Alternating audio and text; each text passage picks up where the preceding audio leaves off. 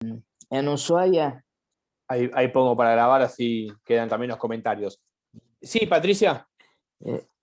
Le estaba diciendo que no alcancé a subirlo al trabajo práctico porque estuvimos hablando de la cuota de género y el ejemplo de Ushuaia, que se aprobó la semana pasada la reforma para incluir más mujeres allá en la municipalidad de Ushuaia, que tenían un serio problema.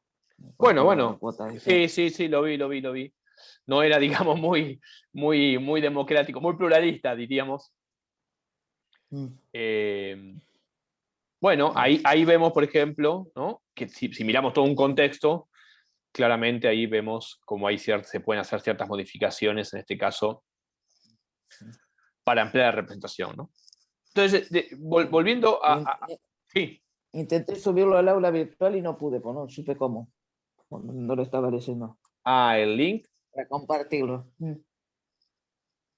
Después lo voy a buscar y voy a ver la forma. Mandalo, sí, si no, mandalo por el. Bueno, se puede mandar por mail, o me lo puedes mandar a mí, o lo puedes mandar ahí el aula virtual, ahí arriba a la derecha, tiene una serie de mensajería, digamos, y si me lo mandás yo lo subo, no hay problemas. Fíjate después y si no, dale. Después lo mando. Dale. Entonces, esto tiene que ver también, digo, de nuevo, mayoritario, proporcional, cómo se organiza eso. Tiene que ver con una cuestión también, digamos, yo decía, los sistemas mayoritarios priorizan esta cuestión de la capacidad de gobernar, vamos a decirlo así, y de la eficacia que debe tener el gobierno. Comparado entonces con el sistema proporcional, prioriza eso y digamos que deja un poco de lado la capacidad de reflejar mejor los distintos sectores sociales o los distintos grupos sociales, políticos sociales, que sí el sistema proporcional incluiría más, porque respetaría mucho más en esa conversión de votos en bancas lo que la sociedad está diciendo o cómo la sociedad está organizada. Por lo tanto, un sistema electoral también uno puede pensar que es un sistema de exclusiones y de inclusiones. Lo puede pensar a partir de que prioriza la presencia de determinados actores y no prioriza o deja un poco de lado, por su sesgo, diríamos, la de otros actores. En ese sentido lo ves entre comillas. El mayoritario representaría menos si entendemos por representación, ¿no? a la idea de representación proporcional, por una forma, efectivamente, de representar más actores de la vida social. Hay un debate que dice en un momento Sartori, que pone incluso en discusión esto, porque si la democracia también puede ser definida por el poder de las mayorías o por el gobierno de las mayorías, por lo tanto no estamos incurriendo en un acto menos democrático, sino que los gobiernos mayoritarios son tan democráticos como los otros. Lo que sucede es que el reparto del poder es diferente. Y ahí sí entra una cuestión que es muy, muy interesante, ¿no? Ni hablar, por supuesto, cuando empezamos a incluir cuestiones como los umbrales, es decir, una serie de elementos, ¿no?, que van a potenciar o condicionar la participación electoral, por supuesto, en general de los grupos más chicos, porque el punto de vista o la mirada es de los partidos políticos más chicos, o también, diría de nuevo Sartori, extremistas, antisistémicos. Sartori ahí tiene varias cuestiones bastante finas conceptualmente, pero para entendernos a grandes rasgos, digamos, ¿no?, la exclusión de actores minoritarios, pero posiblemente antisistémicos al mismo tiempo, por lo tanto, con cierta regulación de los umbrales electorales, es decir, de la cantidad de votos que debe tener un partido proporcionalmente para poder ingresar a una cámara electoral, en el caso a una cámara de representantes, en el caso de las PASO, siempre lo digo esto, nosotros tenemos, si es que no se sacan, que es la discusión un poco del momento, es una de las discusiones del momento, ¿no? Sobre la eficacia de las PASO, sobre si efectivamente tiende a ser una herramienta democrática de ordenación de los partidos, etcétera, etcétera, etcétera. Entonces, las normas electorales no son neutrales, ¿no? Claramente.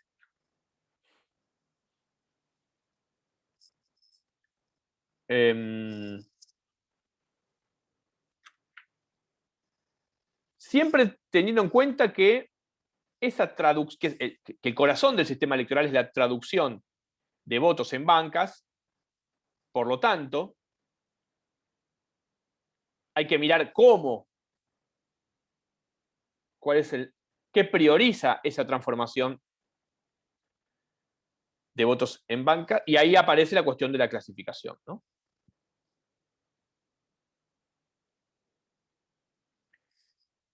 Para hablar un poquito entonces de los sistemas mayoritarios.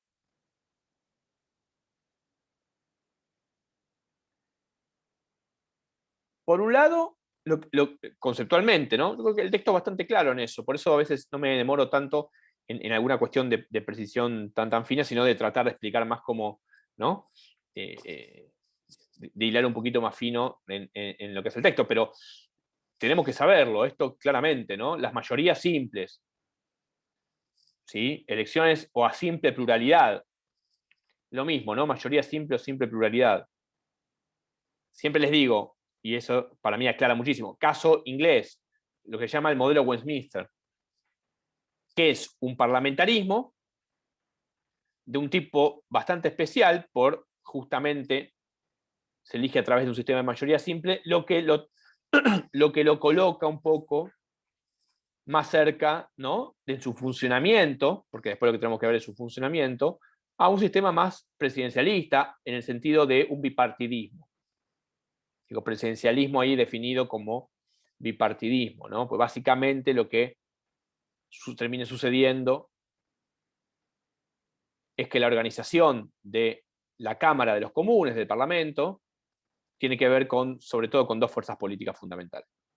Históricamente, eso capaz ha cambiado un poco, él se ha transformado en un especialista en el tema, pero todavía pervive, ¿no?, digamos, esa división, que como dice Aren Lichtbart en otro texto, que nosotros no vemos, pero que también es interesante, y Lichtbart, otro autor que siempre aparece por acá, en Patterns of Democracy, modelos de democracia o patrones de democracia, hay que mirar a lo Lipsen y Rockan cómo está constituida la sociedad británica. Es una sociedad más bien articulada históricamente, en términos sobre todo de clases propietarias y clases no propietarias, para decirlo muy rápidamente. Por lo tanto, ese es el clivaje principal, por lo tanto, unos votan a los Tories y otros votan a los Whigs, para decirlo muy rápidamente. Hasta hace unos años, por lo menos, eso era bastante regular. Entonces, es también estos sistemas de mayorías lo que se llama the first past the post, ¿no? El que primero pasa la posta gana, y el primero es el que saca una mayoría simple, es decir, una mayor cantidad de votos que el segundo o el tercero. Esa masa, esa cantidad de votos determinadas, que es una proporción de los votos totales, luego debe ser trasladado, convertido, traducido en bancas. Y eso es lo que el texto llama, y la literatura en general llama, ¿no?, la fabricación de mayorías. La proporción de votos, o la cantidad de bancas en general, da un resultado bastante mayor que la proporción de votos sacados entre el primero y el segundo, para facilitar esta fabricación de mayorías. ¿Por qué?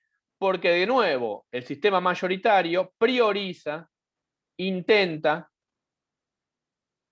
asegurar la capacidad de gobierno. Y en un sistema parlamentario como el británico, sin necesidad de construir coaliciones políticas para gobernar. Por lo tanto, asegura, a través de la disciplina partidaria, además podríamos decir, agregamos otro elemento, porque un rasgo de los parlamentarismos es que la disciplina partidaria también funcione, digo. En los dos casos, en un presidencialismo también, siempre en general se va a reforzar la democracia y el funcionamiento del poder. Pero hago un paréntesis de una discusión que siempre está acá, o no siempre, pero surge recurrentemente con las crisis, o sea, bastante seguido, que es que hay que ir a un parlamentarismo, ¿no? Bueno, y se tira así, ¿no? Uno aprende la crisis, no, porque el parlamentarismo, bueno, ahora ya no se puede decir más que bien funciona Europa, porque tampoco Europa funciona muy bien. Pero vos, para tener un parlamentarismo que funcione, necesitas partidos políticos ordenados. Fuertes, ordenados, disciplinados, diría Sartori, ¿no? Cuestión entonces que, de nuevo, el sistema de gobierno, el sistema de partidos, y en este caso el sistema electoral, hay que mirarlos sistémicamente, ¿no? Hay que mirarlos, aunque el sistema, hay que mirarlos como un sistema político, efectivamente. Hay que mirarlo como un sistema político. Entonces, la finalidad de los sistemas mayoritarios es la fabricación de mayorías. Les voy a leer cómo dice el texto, porque me gusta la definición. Mayoría fabricada, es decir, está en la página 3 esto,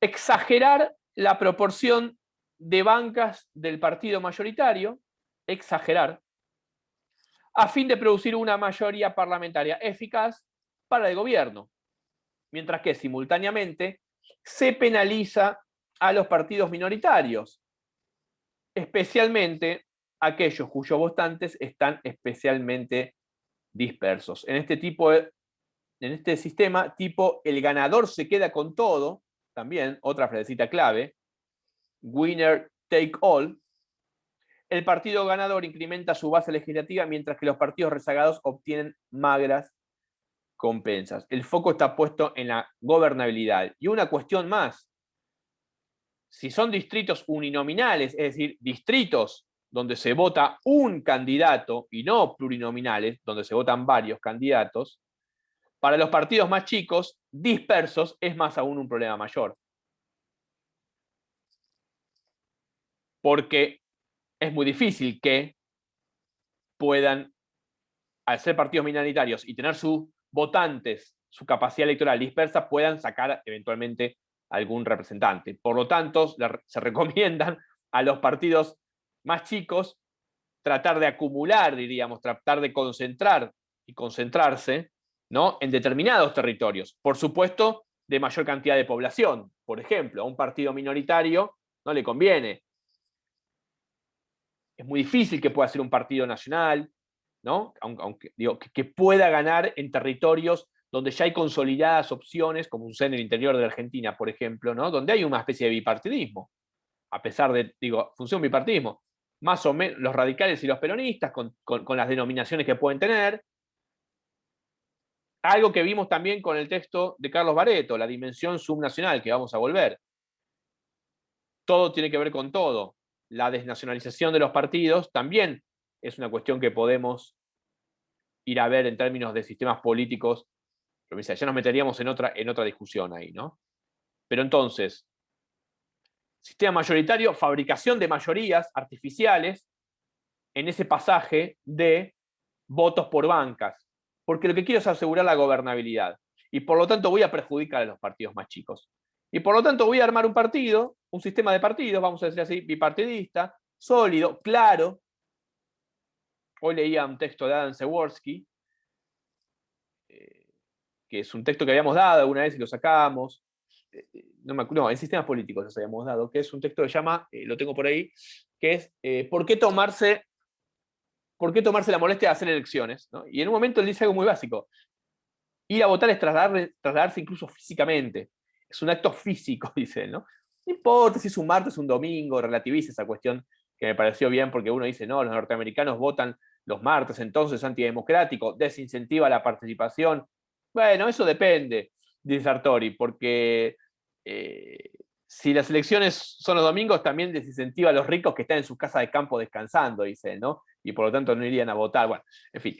Pero ese librito es lindo porque da una dimensión como muy empírica, sí, empírica, de lo que es ir a votar, que es un acto físico incluso de movilización, lo es, nadie vota desde su casa con un botón, y por lo tanto sumo a esa anécdota, digamos, de Adam Przeworski, ¿no?, la idea de que la simplificación muchas veces de la oferta electoral, también uno puede pensar en esta ingeniería institucional que estamos viendo y que se va ampliando, también podríamos pensar en realidad que es facilitarle al ciudadano y por lo tanto uno podría pensar que también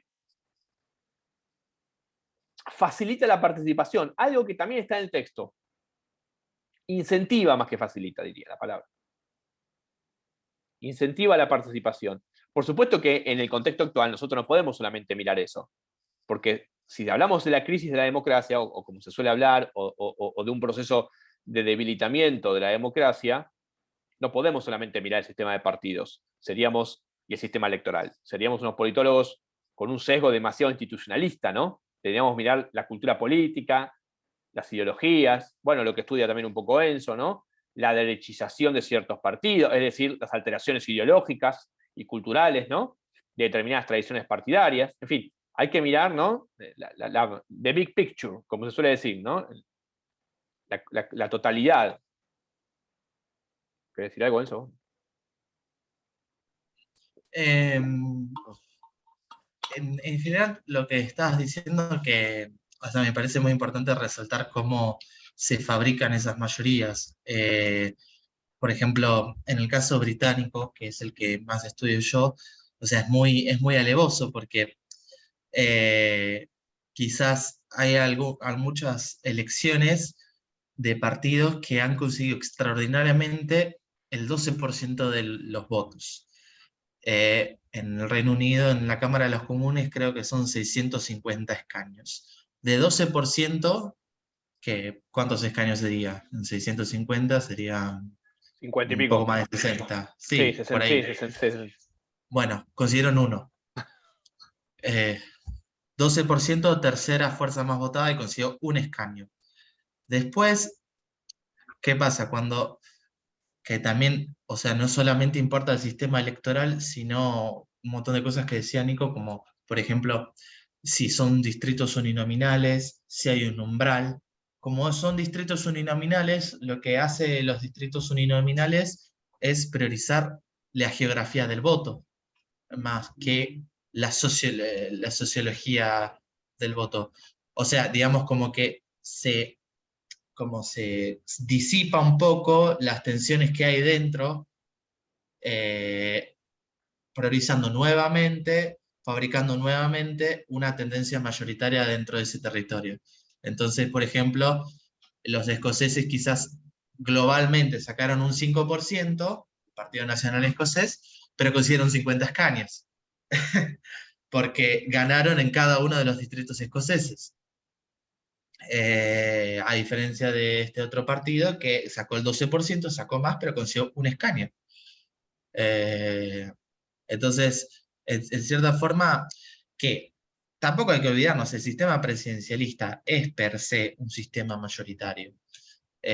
Porque aunque siempre pensemos en parlamentarismos, o sea, si lo trasladamos al presidencialismo, también es un sistema mayoritario, porque el ganador se lleva todo, vamos a decirlo así, y en Argentina un poco más todavía, porque ni siquiera el ganador a veces.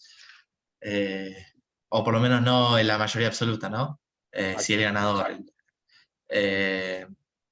Y eso también incentiva todo esto que decía Nico. ¿Para qué vamos a tener un partido chico si no va a llegar nunca? ¿Entendés? Mejor vamos de colectora, mejor vendamos el partido de los más grandes, ya para ir a la política real, lo que pasa en Argentina. Te venden el sello para sacarle votos a uno. Bueno, no me quiero ir por las ramas, pero básicamente cómo funciona un sistema mayoritario. Que, si vamos a la cuestión gobernabilidad, está demostrado que funciona mejor. O sea, no, más allá de la discusión filosófica y moral, o sea, sí, son más estables los gobiernos. No quiere decir que eso sea bueno, pero bueno, es un dato. No, es todo esto que dice Enzo, es muy importante. Una cuestión, hay varias cosas importantes. Una, que es lo de la proporción. Ven que es lo que cuenta Enzo, sobre todo el modelo Westminster, que está en el texto y está bien que traigamos a colación ese ejemplo, porque es un sistema electoral de mayoría simple, es que ese 12% que dice Enzo del Partido Liberal, el problema que tiene es que es un 12% de los votos totales, pero totalmente disperso, o más disperso, también a través del territorio. Por lo tanto, hay una masa importante de votos, pero al no ser proporcional, esos votos no se pueden transformar en bancas. Entonces, puede tener un montón de votos en una geografía, pero al ser distritos uninominales, ¿sí? Y de mayoría simple, es muy probable que tenga una cantidad de votos muy importante, porcentualmente de nuevo, pero quizás gane solamente en un distrito o dos.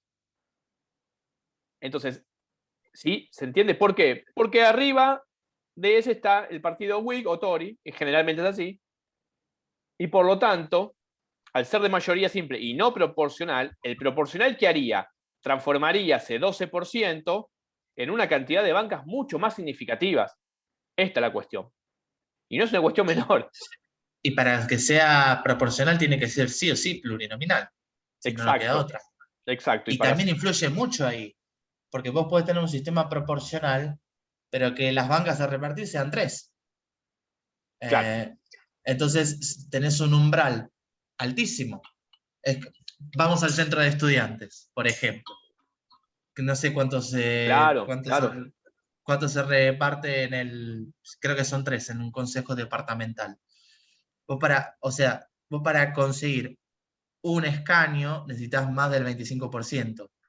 Alcanza para que tengas el 24%, o no sé bien el número, para que no tengas nada. Entonces, mientras más chico sea el colegio electoral, mayor comportamiento, mayor tendencia mayoritaria tiene, y por Si eso hubiese sido. desincentivo. Sí, Sí, perdona, me interrumpa. Si sí, tuviese 5 en vez de 3, es muy probable sí, que ese 24 hubiese entrado sí, y tendría la minoría, claro. tendría un representante. Por lo tanto, en una institución como una facultad, uno podría decir que debería adoptarse ese sistema para ser más democrático, porque estamos hablando de una provincia. Claro, totalmente. Por eso yo siempre hay una tendencia mucho en la cultura argentina, sobre todo en la universitaria, la cultura política, de no aglutinar. En la universidad me refiero, no en. Y es totalmente, la verdad que, o sea, si lo querés explicar de la ciencia política, es una conducta no racional. eh, si nos vamos a basar en la teoría de la acción racional. Entonces, nada, eso es muy importante el tema del colegio. Hay provincias que tienen 5 diputados nada más. Sin embargo, se divide por mitades, 2 y 3. Entonces, seguimos en la misma. El colegio efectivo no es 5. En la provincia de Buenos Aires el colegio no son 70, son 45. Porque es, ¿no? O sea, es sobre 45 que se vota, no sobre 70. Sí, y hay una cuestión más, digo, de definición técnica también, ¿no? Sobre todo que es, recuerden, uninominal se vota un candidato por circunscripción, y recordemos que la circunscripción es un aspecto fundamental, el distrito, digamos, ¿no? Entonces, estamos eligiendo, ahí por eso la cuestión del territorio y cómo está dividido es muy importante. Si fuese plurinominal, elegiríamos una cantidad mayor de uno de representantes, por lo tanto, ese partido que ponía Enzo como ejemplo del 12%, seguramente recogería más votos. Pero posiblemente alguien dijese que tendríamos un parlamento más fragmentado. Podría ser también un argumento. ¿Para qué queremos tanta, no? Algunos dirán incluso sobre representación. Si con 2 partidos la cosa funciona, ¿no? Para decirlo medio brutalmente. Si la representación mayoritaria de la sociedad está colocada allí, por supuesto que está dejando afuera algo, pero yo esto también lo digo siempre. La representación siempre deja algo fuera, digo, ¿no? Aunque algunas se ajustan más a una perfección, vamos a decir así, que otra. Pero ya la representación siempre, la representación democrática moderna, siempre está dejando algo afuera, ¿no? Entonces, usted lo tiene ahí en la página 4, ahí arriba, bien dividida esta cuestión sobre la división territorial, los votantes, ¿no? Emiten un solo voto, ¿no? En un distrito uninominal se vota un candidato y la persona, el ciudadano, emite un solo voto, ¿sí? Se designa el mayor candidato con votos y listo. Y el partido con la mayoría de bancas, por supuesto, forma el gobierno, pero se necesita que un partido con mayoría de bancas para formar gobierno. Y listo. Lo que pasa es que en el sistema británico, hasta ahora, como era históricamente estudiado, realmente ha habido unos cambios en los últimos 15 años, 20 años que son muy fuertes y también han alterado, ¿no?, la lógica partidaria. Una preguntita Sí, para Enzo, que está estudiando precisamente el sistema británico. Ahora que dale. falleció la reina, ¿va a influir eso en el tema eleccional ese? No. No debería influir en nada. ¿Por qué, Patricia? Pregunta. Pensá que es una figura hoy mucho más, digamos, simbólica, ¿no? Y que no influye dentro del sistema político, aunque entiendo que pueda ser eventualmente de consulta de algún político, aunque ella dé finalmente el aval para que. Pero digo, no es un actor relevante del sistema político. Según lo que tengo entendido, manejaba todo detrás de todos los políticos, o sea que tenía un poder muy fuerte. Lo que no sé si el rey Carlos va a tener ese mismo manejo, ese mismo poder que tenía ella. Porque eso es lo que dan en todas las notas, cuando lees notas a nivel internacional sobre su fallecimiento, habla de eso, del tema político.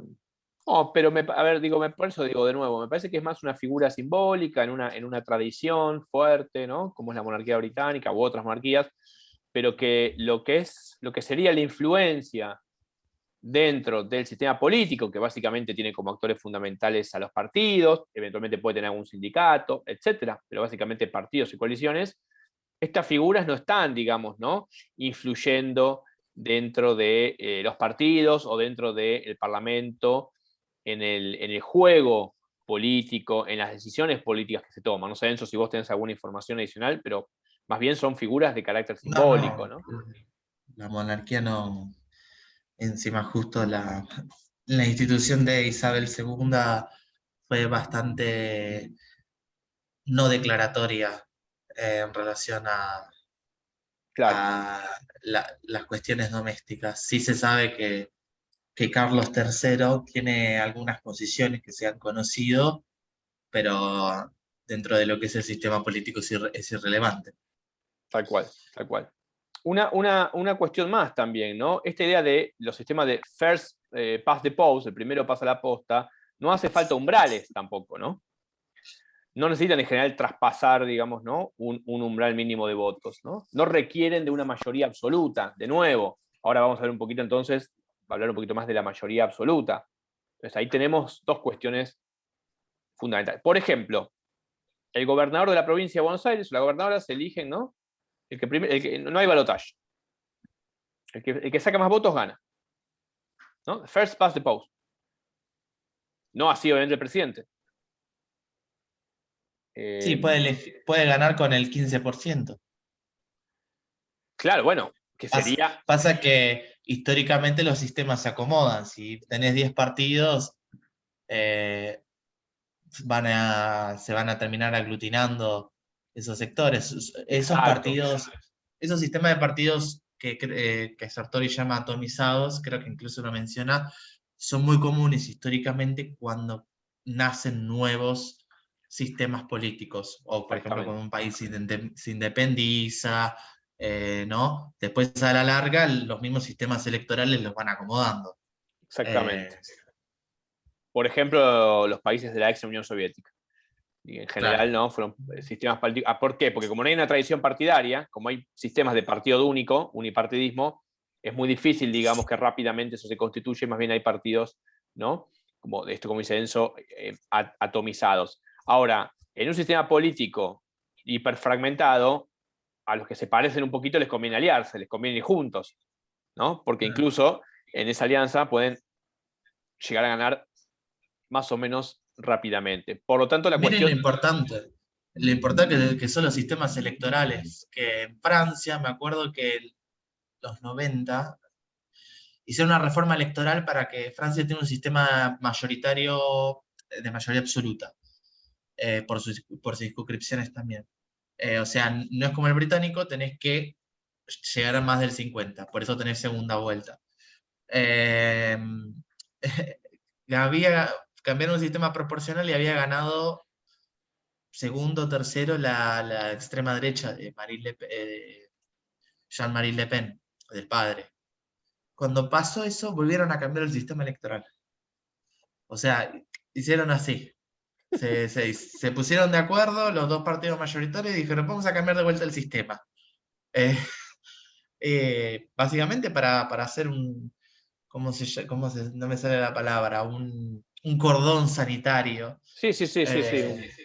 a la extrema derecha que proporcionalmente crecían votos. Porque eso también, cuando vos tenés un sistema proporcional o un sistema mayoritario, juega el voto útil. Si vos tenés un sistema proporcional, no te, digamos, no te molesta votar al que más te representa, ¿no? También por eso esos cambios que tenemos entre las PASO y las generales. O sea, ¿cuánto había sacado Macri en las primarias? De ¿En las repente la gente primarias dijo del 2015? del 2019. Ah, en las PASO. Y las En las- PASO, poco.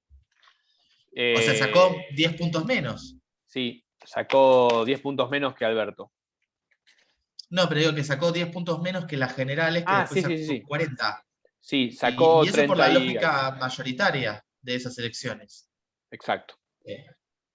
Porque sabían que, nada, la diferencia del 10, bueno, al final Alberto ganó por más de 45.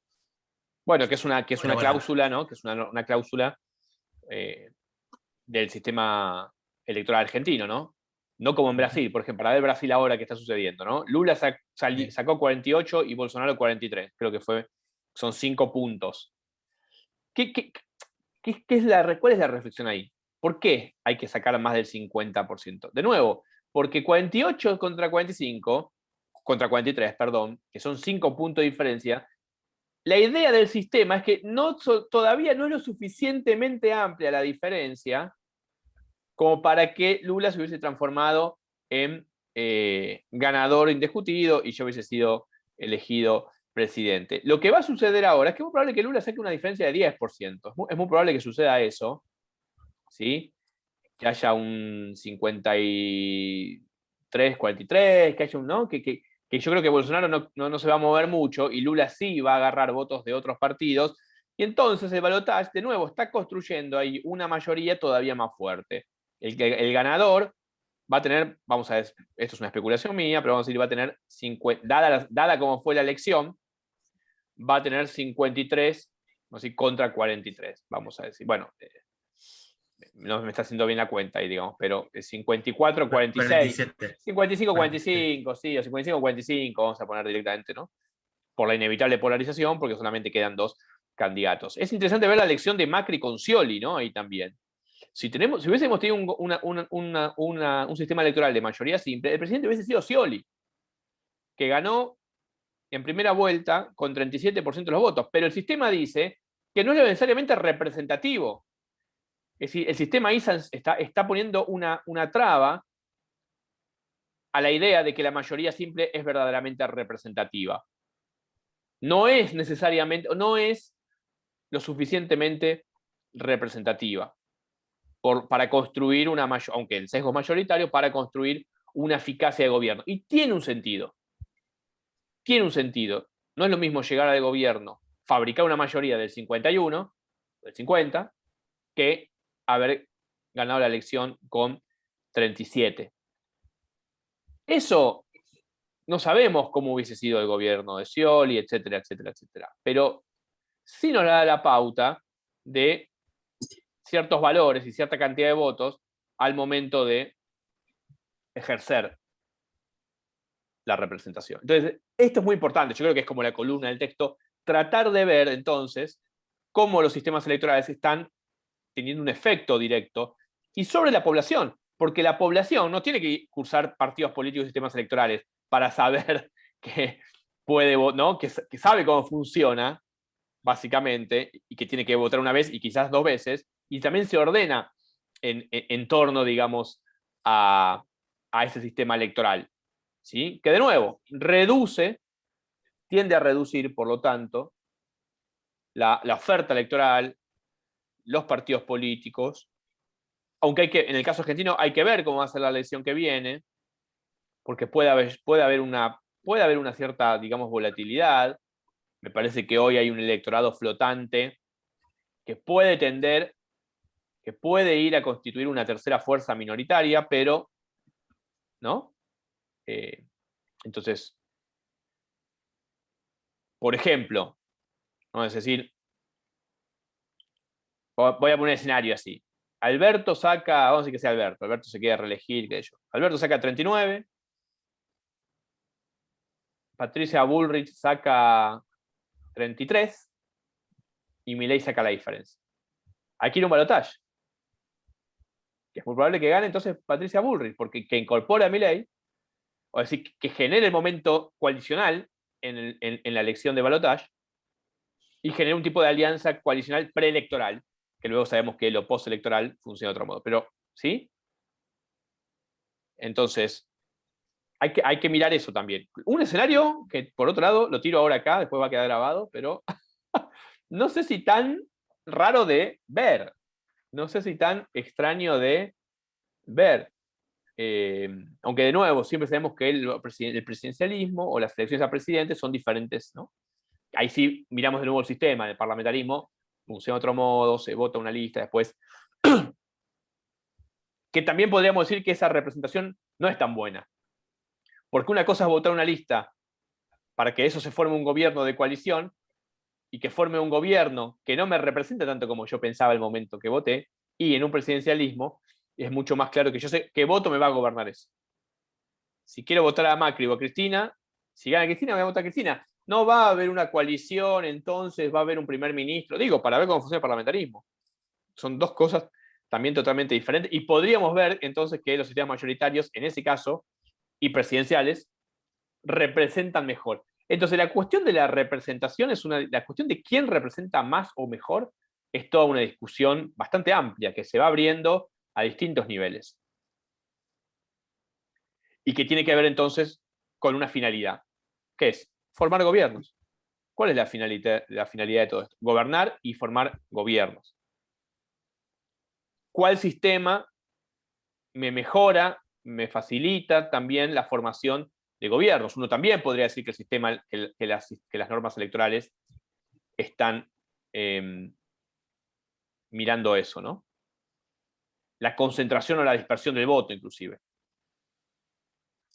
Ahí entra la cuestión regional también, ¿no? Por ejemplo, el tema de la concentración o dispersión del voto tiene que ver también. Bueno, se va a cortar y volvemos a entrar.